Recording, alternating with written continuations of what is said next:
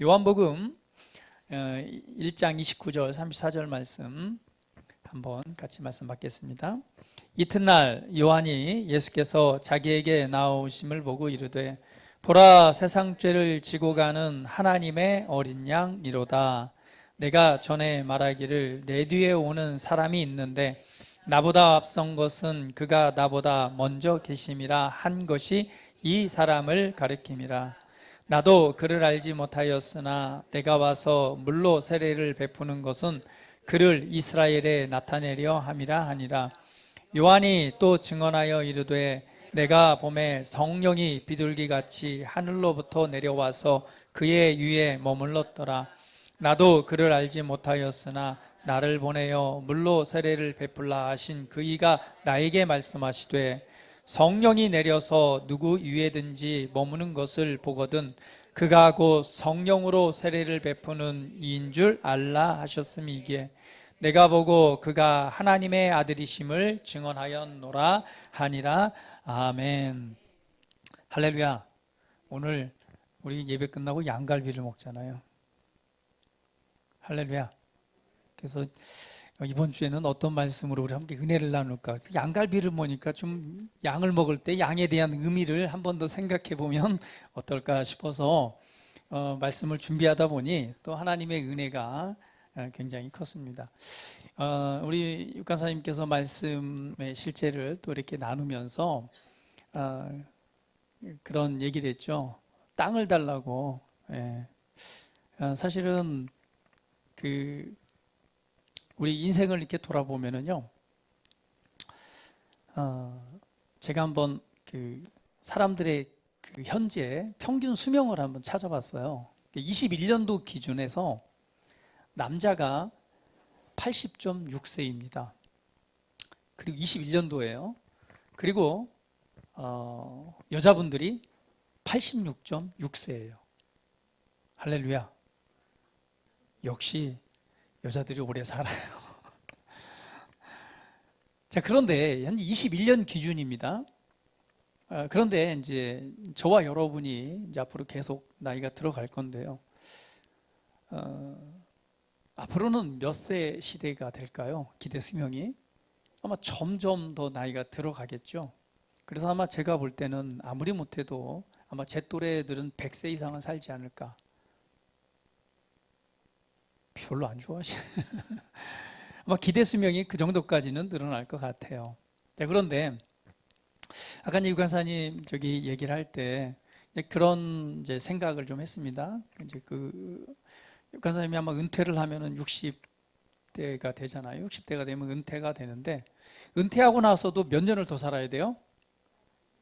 최소한 30년은 팔팔하게 살죠.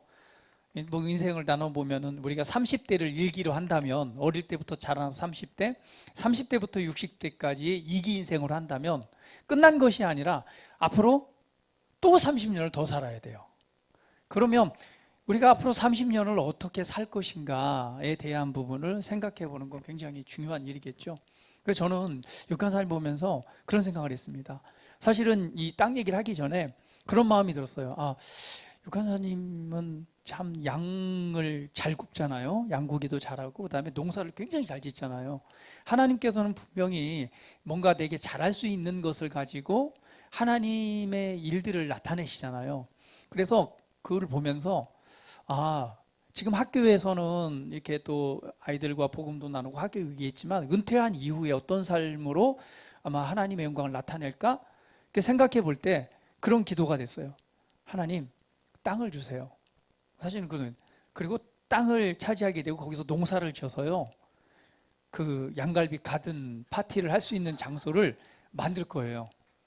그래서 소수의 인원들이 이제 그 돈 벌려고 이렇게 하는 것이 아니라 소수의 인원들이요. 거기서 그 재배한 야채와 양갈비를 먹으면서 복음을 전하는 복음의 통로와 장소가 될 것입니다. 할렐루야. 여러분들도 아마 자주 이용하게 될 거예요. 그래서 아마 은퇴하기 전에 좋은 땅이 하나 올 거고요. 그래서 그 넓은 그 땅에서 농사도 짓고 그리고 양갈비를 또 구워서 이렇게 복음을 전하는 그런 놀라운 일들이 일어날 것입니다. 혹시 여러분 땅 있으신 분들은 땅을 좀 기부하셔도 좋아요. 그래서 땅이 오기를 기도하고 있고 또 그렇게 될 것을 믿음이 확 왔어요. 할렐루야. 그래서 오늘은 이제 예배 후에 양갈비를 먹게 되는데요. 성경에서 양이라고 하는 부분은 이제 굉장히 중요한 위치를 차지하고 있습니다. 그래서 양에 관해서 조금 더 한번 살펴보기로 하는데요. 여러분, 우리가 인생을 살아가면서 저와 여러분 이제 예수님을 믿고 있습니다. 근데 예수님이 누구신가? 아마 예수님이 정확하게 누구인가를 안다면 아마 예수님을 안 믿는 사람은 없을 거예요. 예수님이 누구인가를 정확하게 안다면요, 그 예수님을 믿지 않는 사람은 이 세상에 아무도 없을 것입니다. 그런데 많은 사람들이 예수님에 관해서 몰라요. 예수님에 관해서 모르고 단지 뭐만 알아요? 교회만 알아요. 근데 교회의 모습을 보니까 어때요? 별로 이렇게 밖으로 비춰지는 모습들이 별로 이렇게 본인들의 보기에 교회란 이런 곳이어야 되는데 라고 생각하는데 그런 수준에 미치지 못하기 때문에 사실은 예수님을 알고자 하는 그런 마음도 사실은 조금 더 물러서 있는 게 사실입니다. 그러나 여러분, 정확하게 예수님이 누구인가를 안다면요, 저는 확언하건대 예수님을 안 믿을 사람은 없습니다. 그만큼 예수님께서는요, 우리에게 있어서, 우리 인생에 있어서 기쁨의 소식이고 복음 그 자체이신 것이죠. 예수님은 그럼 누구신가? 예수님을 우리가 이해하고 알기 위해서는 오늘 성경에서 나와 있는 양이라고 하는 부분을 조금 이해하고 알 필요가 있습니다. 오늘 본문에서도 보니까 뭐라고 말하죠?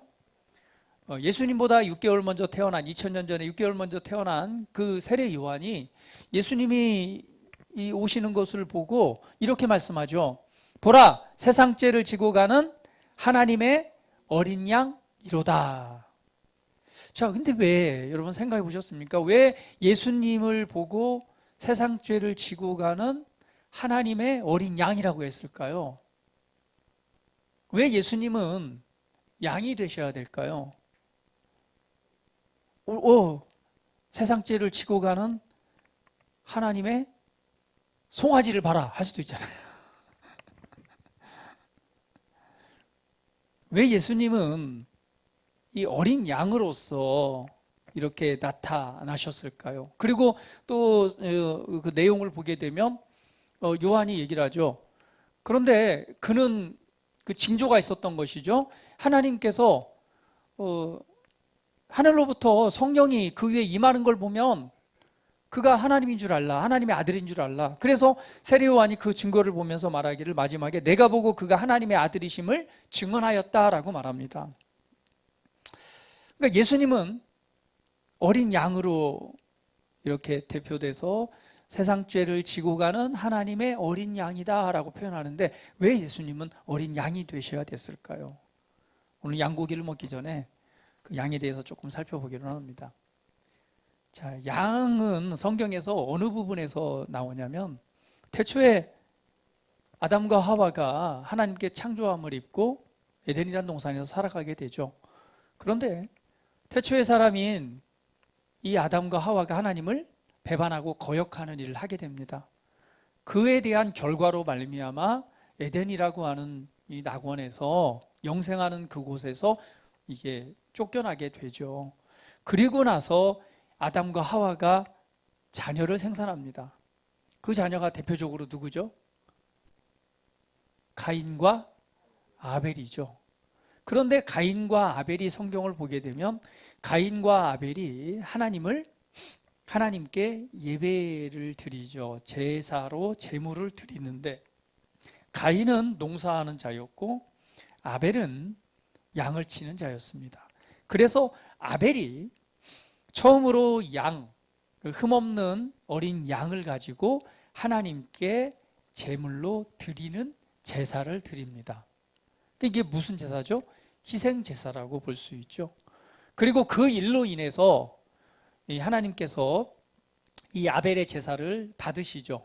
근데 아마 여기에는 의미가 있습니다. 아벨이 양으로 제물을 드렸기 때문에 받았고 가인은 곡식으로 드렸기 때문에 받지 않았다는 아닙니다. 왜냐하면 히브리서에서 보면은 중요한 건 어느 제물이, 어떤 종류의 제물이 중요한 것이 아니라 아벨은 하나님께서 받으실 만한 믿음의 제사를 드렸고 가인은 그렇지 못했기 때문에 받지 않으신 거죠.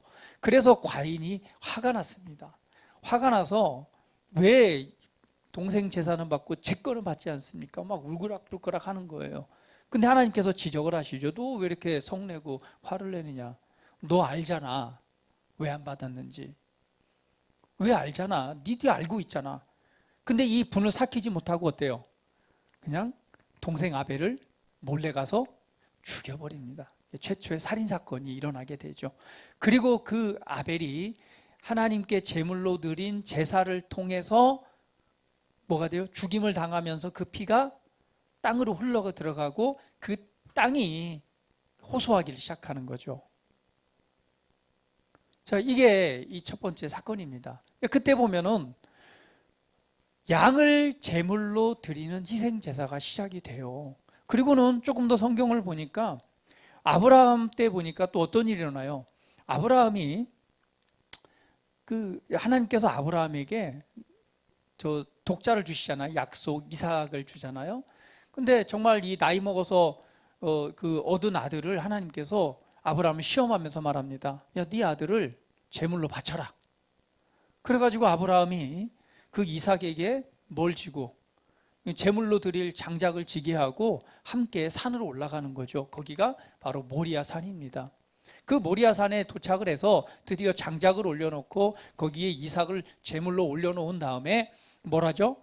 그냥 칼을 들어서 그냥 이삭을 이제 자기 아들을 제물로 바치려고 칼을 드는 순간에 하나님께서 뭐라고 말해요? 야, 멈춰. 네가 나를 경외한 줄 내가 알겠다. 라고 하면서 무엇으로 제사를 드리게 해요? 그 옆에 수풀에 걸려있는 순양. 보니 거기서 하나님께서 준비하신 제물이 있었어요? 없었어요? 있었습니다. 그 준비되어진 제물이 뭐였어요? 어린 양, 순양이었습니다. 순양. 그래서 그 순양을 통해서 하나님께 제사를 올려드리죠. 거기서 드렸던 그 모리아산이 또 어느 곳이 되죠? 그렇죠. 성전 터가 되는 것이죠. 성전산이 되고 하나님께 올려드리는 그 장소가 됩니다.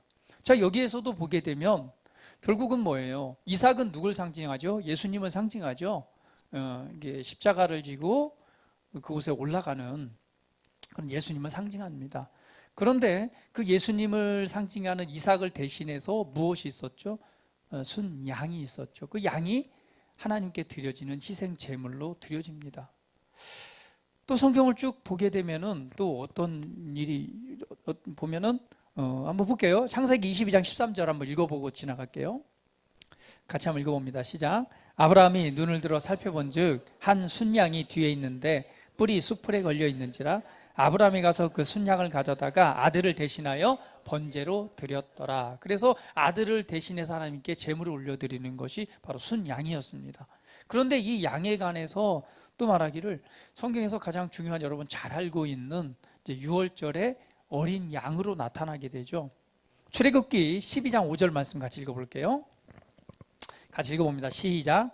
너희 어린 양은 흠없고 1년 된 수컷으로 하되 양이나 염소 중에서 취하고. 자, 여기에서 보니까 흠없고 1년 된 수컷을 취하래요. 또 고린도전서 5장 7절 말씀은 이렇게 말씀합니다. 읽어볼게요. 너희는 누룩 없는 자인데 새 덩어리가 되기 위하여 묵은 누룩을 내어버리라. 우리의 유월절 양 곧 그리스도께서 희생이 되셨느니라. 유월절은 여러분 지난번에 우리 부활절 때 한번 설교를 했지만 유월절은 뭐예요? 유월이라고 하는 것은 넘어가다는 거잖아요. 그 유월절 사건은 무엇이냐면 하나님께서 이스라엘 백성들을 애굽, 이집트에서 구원해 내는 사건입니다. 그때 바로 왕에게 말하죠. 우리 백성을 보내달라. 그런데 바로 왕이 어때요? 보내주질 않죠. 그때부터 이 재앙이 시작되는데 바로 마지막 10번째 재앙이 뭐냐면 죽음의 신이 올 거다. 죽음이 임할 때에, 죽음의 신이 올 때에 그때 어떤 일이 일어나냐? 초태생, 첫 번째 태어난 것은 다 죽을 것이다. 그러면서 하나님께서 이스라엘 백성에게 말합니다. 너희는 그 죽음의 신이 오는 그 밤에 너희는 어린 양, 이 순양을 잡아라. 그 양을 잡아서 그 피를 내 가지고 그 피를 문설주와 임방, 그러니까 바깥문에 이 피를 바르고 그 안에서는 이 어린 양을 구워서 먹어라. 그러면 죽음의 신이 오다가 무엇을 보고 그 문에 발려진 피를 보고 거기를 넘어갈 것이다 해서 유월절이 되는 거예요. 그래서 이스라엘 백성들 그 안에서 집안에서 피를 바르고 유월절 어린 양을 먹었던 이스라엘 백성들의 장자들, 초태생들은 한 명도 죽지 않고 누구만 그걸 하지 않은 이제 애굽에만 그런 일들이 일어나게 되죠. 그 여기에서 먹었던 게 뭐예요? 어린 양입니다. 그런데 성경은 표현하기를 그 유월절의 어린 양을 가리켜 누구라고 말해요? 예수님이 바로 그때 희생되었던 그때 그 유월절에 희생당하는 어린 양이다라고 말하는 거예요. 그러면 오늘 예수님은 뭘로 표현돼요? 오늘 이 요한이 말했던 것처럼 보라 세상 죄를 지고 가는 하나님의 어린 양이다라고 한 것처럼 예수님은 분명히 양이라고 표현되어집니다. 그럼 양은 뭐예요? 유월절에 희생당하는 양. 그러니까 결국은 양은 계속 뭘 당해요? 계속 희생을 당하는 거예요. 아벨의 제사 때도 희생당하고 아브라함의 이삭을 대신해서 순양이 희생을 당하고 그리고 또한 어디에서? 유월절에 이스라엘 백성들을 구원하는 사건에서도 이스라엘 백성들을 대신해서 뭐하고? 죽임을 당하고 계속해서 희생당하는 것이 양으로 표현되어집니다. 그런데 예수님에 관해서 뭐라고 말해요? 유월절에 양이다. 하나님의 어린 양이다 라고 말하는 거예요. 왜? 그런데 예수님이 유월절에 어린 양, 희생 양이 되어야 됐을까요? 성경을 좀 더 보면 재밌습니다. 여기에서 유월절 사건에서 보게 되면요, 양을 어떻게 먹느냐? 삶아서 먹질 않아요. 양을 먹을 때 성경은 말하기를 반드시 석류나무 가지에 끼워서 화덕에서 구워서 먹습니다. 근데 이 구울 때에 만약에 뭐가 되면 화덕에 닿게 되면은 이물질이 묻잖아요. 그러면 반드시 그 부분을 잘라내고 흠없고 순전한 이 제물로서 양식으로서 사실은 굽는 과정이 있어요. 그래서 양고기는 삶아 먹는 것보다 어떻게 먹어야 된다? 구워 먹어야 된다. 그래서 굽는 양고기가 맛있어요. 자, 흠없는 어린 양인데 또 거기에서 유월절 양에서 뭐라고 말하냐면 그 뼈를 꺾지 말라고 말해요. 뼈를 부러뜨리지 말라는 거예요. 근데 예수님께서는 유월절 어린 양으로 오셨잖아요. 그런데 예수님의 뼈가 꺾였어요, 안 꺾였어요? 예수님은 유월절 어린 양으로 2000년 전에 이 땅에 오셨습니다. 그리고 유월절 그 양 잡는 날에 예수님께서는 희생을 당하세요. 죽임을 당하는데 그때에 유월절 어린 양이 되려면 뼈가 꺾이면 돼요, 안 돼요? 안 되죠. 그래서 예수님께서 뼈가 꺾이지 않으셨습니다. 성경을 보면 이렇게 나옵니다. 사실은 예수님이 누구와 함께 못 박혀요? 양쪽에 강도와 함께 십자가에 못 박히죠. 그런데 그 십자가에서 이렇게 형벌은 뭐냐면 오랫동안 고통을 받으면서 죽어가는 거예요. 그런데 이제 해가 지면은 안식일이 시작되기 때문에 그 전에 죽질 않으면은 이 죄인들을 죽이기 위해서 어떤 일을 하냐면요, 이 정강이 뼈를요 망치로 때려서 꺾어버립니다. 그래가지고 이제 죽게 만드는 거예요. 그런데 양쪽에 있는 강도들은 어떻게 했어요? 뼈를 다 꺾였어요. 그런데 예수님은 뼈를 꺾으려고 보니까 어땠어요? 이미 운명하셨어요. 그렇기 때문에 뼈를 꺾지 아니하시고 성경대로 뼈가 꺾이지 않으셨죠. 한번 볼까요? 출애굽기 12장 46절 말씀을 읽어볼게요. 성경 같이 읽어봅니다. 출애굽기 12장 46절. 자, 시작. 한 집에서 먹되 그 고기를 조금도 집 밖으로 내지 말고 뼈도 꺾지 말지며. 요한복음 19장 32절 읽어봅니다. 군인들이 가서 예수와 함께 못 박힌 첫째 사람과 또 그 다른 사람의 다리를 꺾고 그 다음 절, 예수께 이르러서는 이미 죽으신 것을 보고 다리를 꺾지 아니하시고. 그러니까 예수님께서는 정확하게 유월절 어린 양, 그러니까 이미 예수님이 2000년 전 오시기 전에 어린 양으로서 보여주셨죠. 근데 성경은 뼈를 꺾지 말라고 했기 때문에 오늘 이 예수님께서 이 땅에 오셔서 뼈가 꺾이면 돼요, 안 돼요? 왜냐? 예수님은 성경대로 약속대로 오셔서 약속을 성취하시는 분이기 때문에 성경대로 뼈가 꺾이면 안 되는 거예요. 그래서 예수님께서 양쪽에 함께 있던 강도는 뼈가 꺾였지만 예수님은 그 전에 운명하심으로 이 뼈가 꺾이지 않으므로 성경을 성취하십니다. 오늘 세례요한이 말했던 것처럼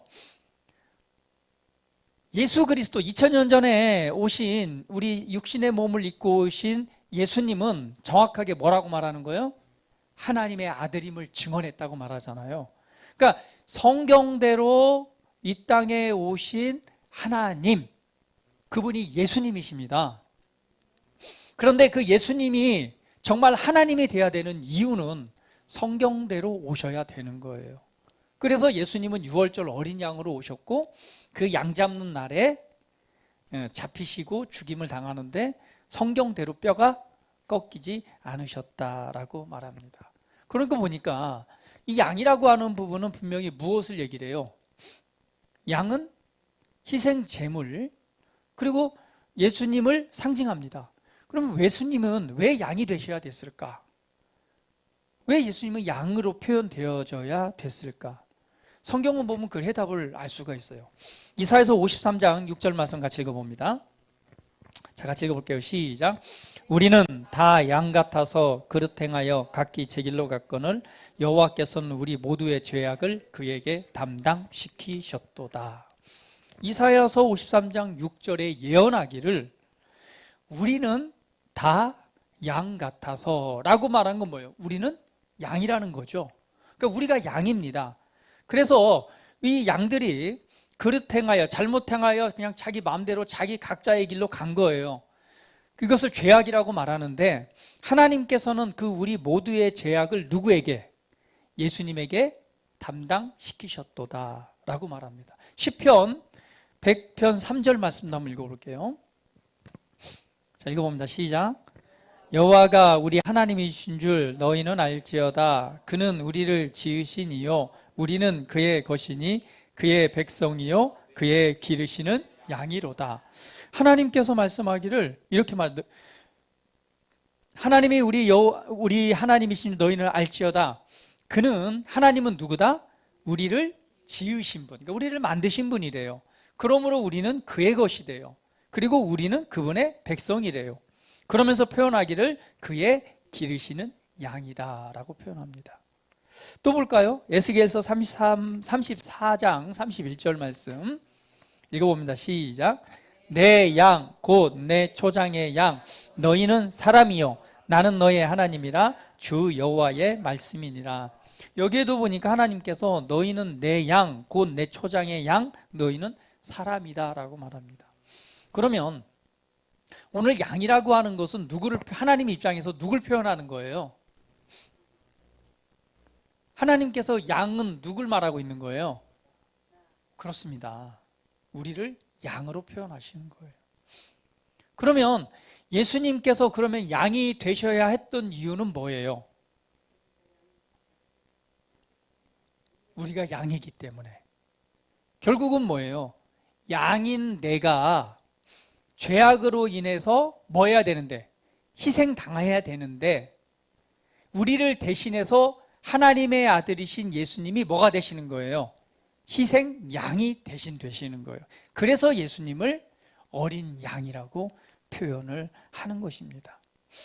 여러분 또 이 성경의 제사를 보게 되면은요, 우리가 양과 염소를 조금 이해할 필요가 있는데 성경에서 양이라고 번역되어진 것은 사실은 염소와도 같은 표현으로 쓰여져요. 그런데 조금 특징이 있어요. 양으로 제물을 드릴 때가 있고 거의 대부분 관례적으로 보면 염소를 제물로 드릴 때가 있습니다. 오늘도 보면은 뭐가 나오죠? 계속해서 하나님께 드려진 것을 보면 순양, 어린 양을 표현하잖아요. 그런데 이 어린 양보다는 염소가 드려질 때가 있습니다. 그게 언제냐면요, 바로 죄를 속하는 속죄제나 제물에 대해서 희생제사를 드리는 일에는 염소가 또 사용되기도 해요. 한번 성경 읽어볼게요. 레위기 23장 23절. 자, 읽어봅니다. 시작.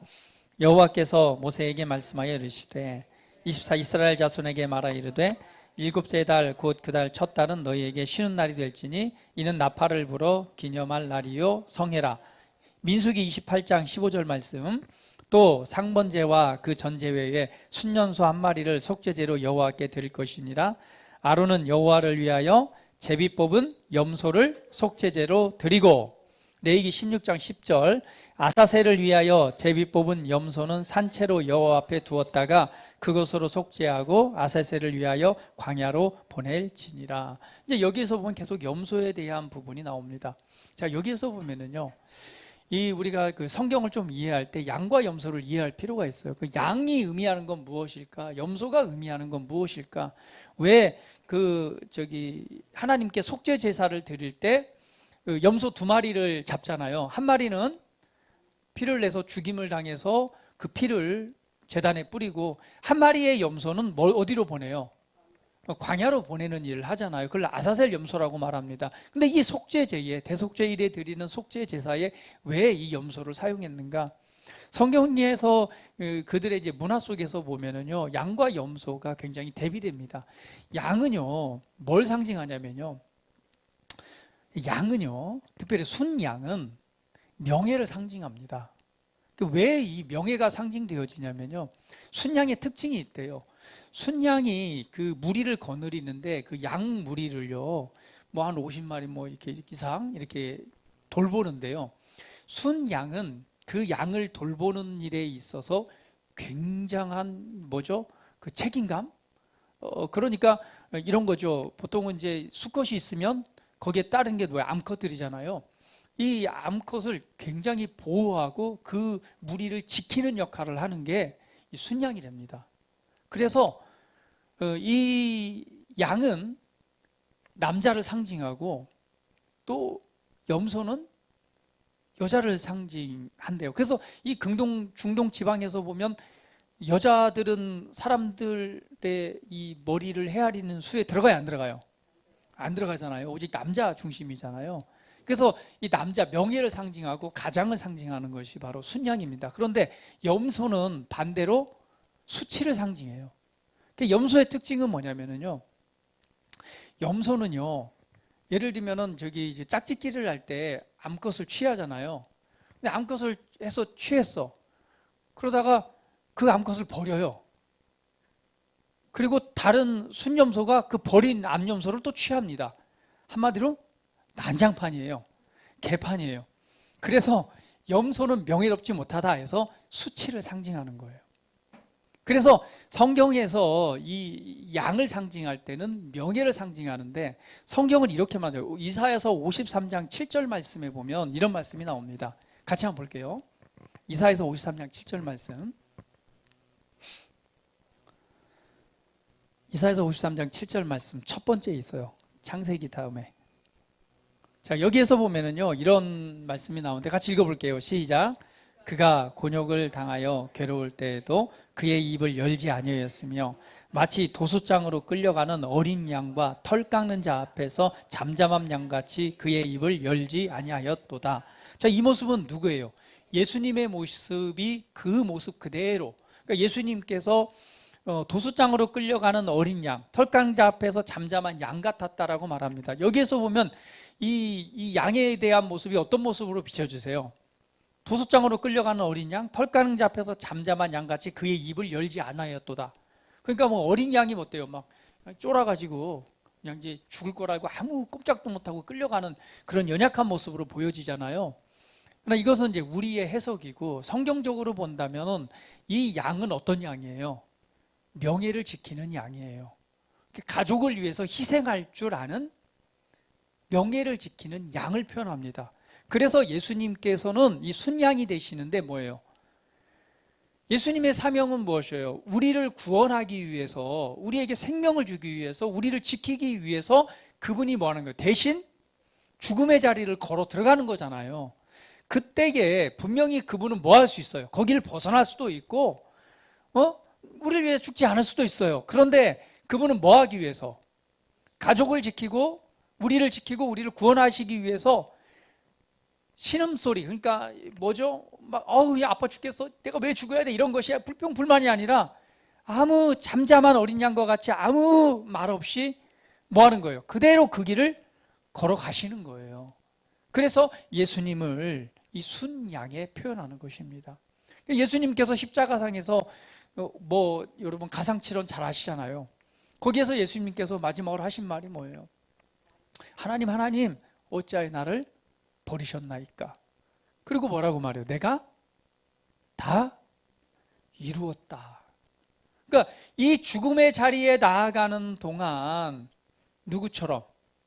명예로운, 그리고 강하고, 그 다음에 뭐예요? 능력 있고, 그럼에도 불구하고 누굴 구원하기 위해서? 자기의 무리를 지키기 위한 순양처럼 우리에게 생명을 주고 우리를 구원하시기 위해서 오늘 잠잠히 묵묵히 그 길을 걸어가신 것을 상징할 때 바로 잠잠한 어린 양이다라고 표현하는 것입니다. 그래서 그 예수님은 뭘 상징해요? 그 순양을 표현하는 것은 우리를 위해서 희생당하시는 그런 멋지고 멋있잖아요. 그 고통 속에서도 묵묵히 그 길을 걸어가심으로 말미암아 우리를 구원해내는 그런 아주 멋지고 명예로운 그런 모습으로 표현된 것이 바로 이 어린 양, 바로 순양을 표현하는 단어입니다. 자, 그에 반해서 또 표현하기를 뭐라고 해요? 아사셀 염소가 나오잖아요. 염소, 희생 제사로, 이게 속죄 제사로 드릴 때 이 염소가 표현되는데, 염소는 뭘 상징한다고 그랬어요? 수치, 죄, 허물을 상징한다고 그랬어요. 그러면 이 희생 제물로 드려지는 이 속죄 제사에서 드려지는 이 두 마리의 염소는 결국 뭐예요? 예수님은 우리의 수치와 죄와 허물을 그대로 담당하신 분이잖아요. 그래서 예수님께서는 뭐가 되세요? 죄가 되시는 거예요. 우리의 죄가 되시고 수치가 되시고 허물이 되시는 거예요. 그게 바로 염소의 표현입니다. 그래서 수치와 죄가 되셔서 한 마리는 어디로 가고? 희생돼서 그 피가 제단에 뿌려지고, 그리고 또 한 마리 아사셀 염소, 아사셀 염소라고는 뭐냐면 이게 뜻이 뭐냐면 떠나가는 염소라는 표현이에요. 그래서 한 마리는 희생이 되고 한 마리는 뭐래요? 광야로 보내버립니다. 돌아오지 못하는 곳으로. 그러면 보내는 염소, 떠나가는 염소가 아사셀 염소거든요. 이 속죄제사에. 그러면 떠나는 염소, 왜 보내지는 염소가 되는가? 그건 한 가지 의미가 있어요. 그건 뭐냐면 이런 의미가 있습니다. 아까 성경말처럼 제비 뽑은 염소는 산채로 여 앞에 두었다가 그것으로 속죄하고 아사셀을 위하여 광야로 보낼지니, 근데 이 아사셀이라는 뜻은 완전히 제거하기 위해라는 의미가 있습니다. 그러니까 수치와 죄와 허물을 대신하여 죽임당하는 염소, 그런데 그 죽임당하는 염소와 함께 한 마리는 광야로 보내지는데, 왜 광야로 보내져요? 우리의 죄와 허물을 완전히 제거했다라는 표현입니다. 그래서 광야로 나가서 그냥 어때요? 거기서 죽임을 당하는 거죠. 돌아오지 못하는 길로 보내는 것입니다. 그런데 예수님께서 우리에게 희생 제물로 오셨는데 예수님께서 어디로 가세요? 그렇죠? 지옥에 대한 표현도 좋고, 첫 번째는 어디로 가요? 광야로 가서 어디죠? 십자가에 못 박히는 자리로 나아가게 되죠. 죄가 되셔서. 그리고 거기에서 죽임을 당하시고 또 어디까지 가세요? 음부에까지, 지옥에까지 내려가셨다라고 표현을 하고 있습니다. 결국은 예수님께서는 성경대로 오셔서 성경대로 그 일을 이루신 분인데, 예수님께서는 명예로운, 우리를 위해 희생당하는 어린 양으로서, 그리고 더 나아가서는 죄와 허물이 되시는 아사셀의 염소가 되셔서 오늘 우리를 위해 죽으시고 고난받으시고 죽으신 그런 어린 양으로서 이 땅에 오신 것을 말씀하고 있습니다. 할렐루야. 할렐루야. 그러면 우리는 알아야 되겠죠. 왜 하나님이신 그 예수가 왜 어린 양이 되셔야 됐는가? 그가 왜 죄가 되고 허물되고 또 그가 심판과 우리의 죽음을 대신하여 죽으셨는가? 왜 예수님이 우리를 위해 고난받으시고 죽으셨는가? 한 가지죠. 양으로 생명을 얻되 더 풍성히 얻게 하기 위해서. 결국은 우리를 구원하시기 위해서. 우리의 죄를 뭐하기 위해서? 해결하기 위해서. 우리에게 새 생명을 주시기 위해서. 우리의 부끄러움과 수치를 대신하셔서 오늘 우리로 하여금 하나님의 영광에 참여하게 하기 위해서. 오늘 그분이 저주를 받으신 것은 더 이상 우리가 저주 아래 사는 것이 아니라 반대로 축복 안에 살아가는 자가 되게 하기 위해서. 죽음과 사망이 역사하는 오늘 그것을 감당하신 것은 우리로 하여금 생명이 역사하는 삶을 살아가기 위해서. 그분이 왜 채찍에 맞으셨는가? 그분이 왜 고난을 당하셨는가? 그것은 우리로 하여금 새 생명의 삶을 살아가기 위한 그분은 위해서 희생 제물, 희생이 되셨다는 사실입니다. 할렐루야. 할렐루야. 하나님의 아들이신 예수님께서 저와 여러분을 위해서 이러한 위대한 일을 행하셨습니다. 그리로 우리로 하여금 새 생명의 삶을 살아가게 하신 것이죠.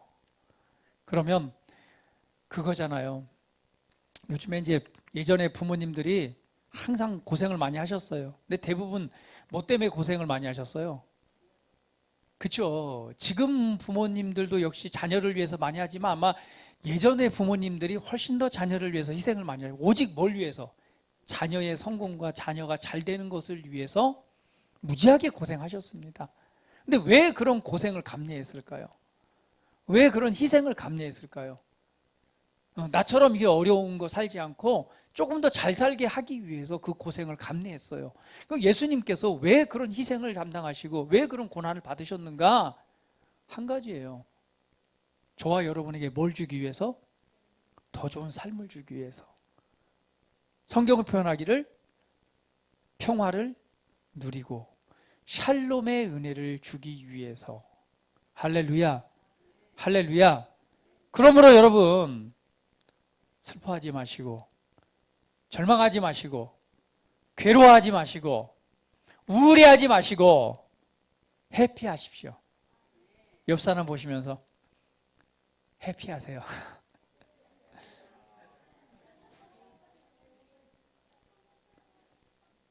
그분의 희생을 통해서 그 은혜를 누리는 은혜의 삶을 주셨습니다. 오늘 그 은혜 안에서 행복하시기를 축복합니다. 도우시는 은혜, 함께 하시는 은혜, 형통케 하시는 은혜, 그리고 더 나아가서는 내게 재능 주셔서 그것을 통해서 이 땅에서 하나님의 나라를 세울 수 있는 그러한 위대한 은혜를 주셨습니다. 그러므로 여러분 더 이상 어떤 세상에 느껴지고 가로막히고 이 답답함으로 우리를 옥죄는 것들에 대해서 과감하게 일어서시기를 축복합니다.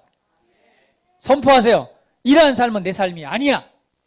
오늘 예수님의 희생을 통해서 주신 삶은 그분의 희생을 통해서 내가 더 행복하라고, 내가 더 이 땅에서 더 좋은 삶을 살아가라고 나를 구원하시고 내게 생명을 주셨어.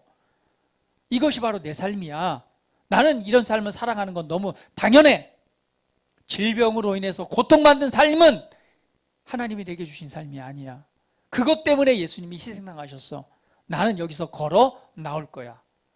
여러분 믿음으로 지금 말하시고 선포하시고 거기서 빠져나오셔서 오늘 예수님의 희생과 그분의 값을 치르셔서 주신 그 은혜의 삶을 오늘 기쁨으로 해피하게 살아가시기를 예수님의 이름으로 축복을 드립니다.